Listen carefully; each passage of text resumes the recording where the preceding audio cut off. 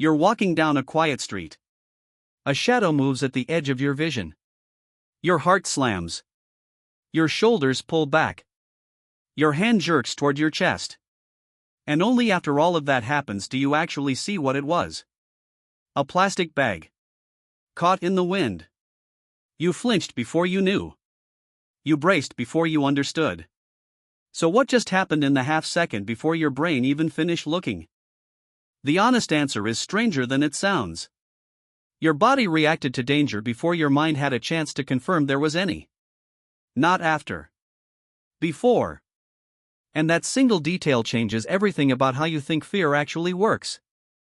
Most people assume fear starts with seeing something scary, then deciding it's scary, then feeling afraid. See it. Think it. Feel it. That order feels obvious. It also happens to be backwards. In the early 1990s, a neuroscientist named LeDoux ran a series of experiments on how fear moves through the brain. He wasn't interested in what people thought about danger. He was interested in the wiring. What he found was a shortcut. A path that bypasses conscious thought entirely. Visual information doesn't just travel to the part of your brain that recognizes objects and builds a clear picture of the world.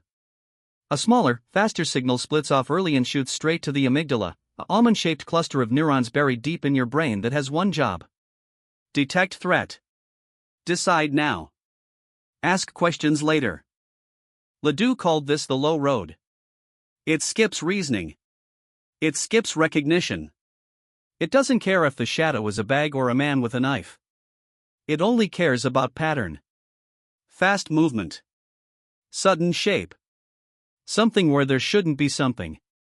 And it triggers your body's alarm system in roughly 12 milliseconds. For comparison, it takes your conscious mind nearly half a second, 400 milliseconds, just to recognize what you're looking at. The low road wins by a margin of 40-1. So by the time you know what scared you, your body has already been bracing for it for almost half a second. You didn't decide to flinch. Your amygdala decided for you, and your mind found out afterward, the same way you find out about a sneeze after it already happened. Why would evolution build a system that acts before it understands? Wouldn't it make more sense to look first, then react?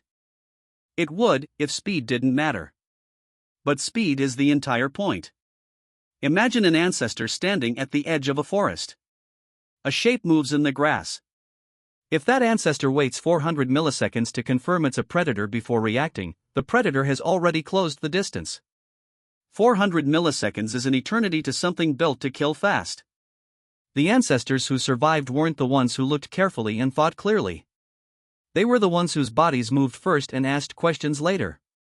Every person alive today is descended from the flinchers, not the philosophers. This is where a second researcher's work becomes important.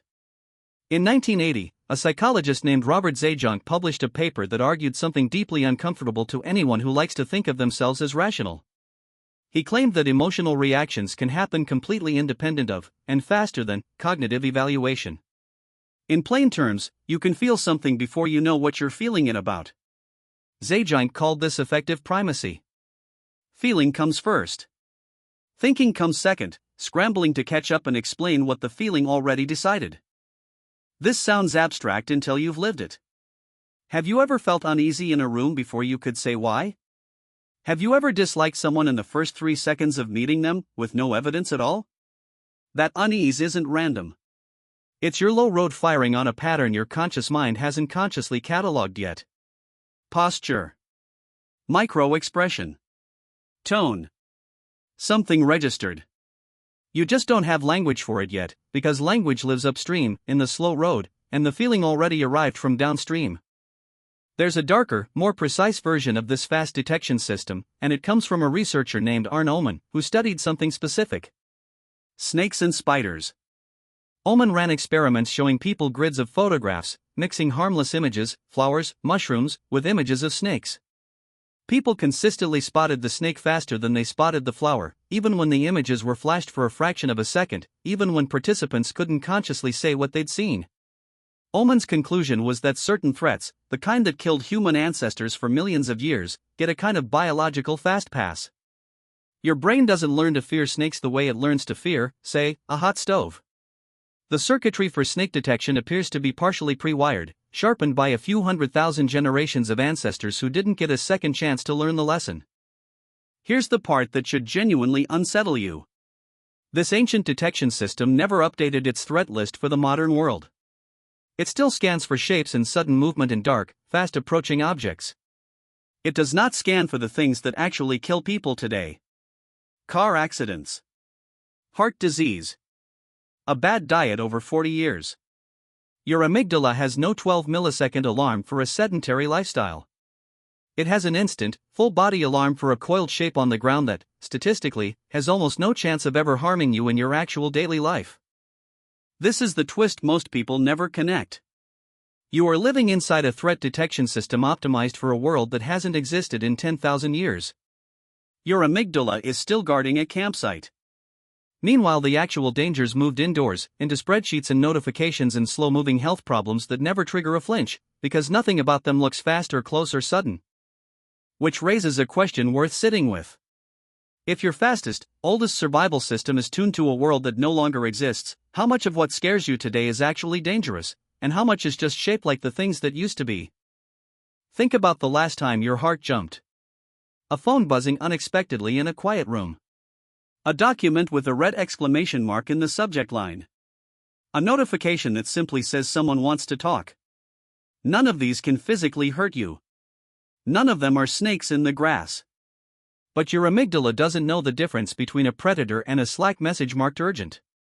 It just sees a sudden, threatening pattern, and it fires the same 12-millisecond alarm it would fire for a lion. This is why modern anxiety so often feels physical before it feels logical. Your chest tightens before you've consciously named the worry. Your stomach drops before you've finished reading the email. That's not weakness. That's the low road doing exactly what it was built to do, in exactly the wrong century. The body you have was assembled by an environment with very few sources of danger, but each one immediate and lethal. You're now operating that same body in an environment with very few immediate threats but constant, low-grade, symbolic ones. The hardware didn't get the memo. There's a strange kind of comfort in understanding this. The flinch isn't a flaw. It isn't a sign that you're anxious or weak or broken. It's proof that something in you is still working exactly as designed, running code written across millions of years, optimized for a world of grass and shadows and things that wanted to eat your ancestors. The problem isn't the alarm system. The problem is that almost nothing in your actual life matches what it was built to detect. So the next time you flinch at something harmless, a slammed door, a sudden laugh behind you, a name appearing on your screen that you didn't expect, notice the order of events. The reaction came first. The explanation came second. Your slow road, the part of you that reads and reasons and explains, is always playing catch-up to a part of your brain that's been making split-second survival calls since before humans had language to describe them. You are not in full control of every reaction you have. You never were. Somewhere underneath the version of you that plans and reasons and explains, there is an older version still standing at the edge of a forest, watching the grass for movement, ready to flinch a full half-second before you even know why. Tonight, when something startles you, when your hand jerks back before your eyes finish focusing, you'll know what actually happened. Your ancestors didn't survive by understanding the world. They survived by reacting to it first and understanding it later. And every time you flinch before you see the danger, you're not malfunctioning. You're remembering, in the oldest language your body has, exactly how you're still here.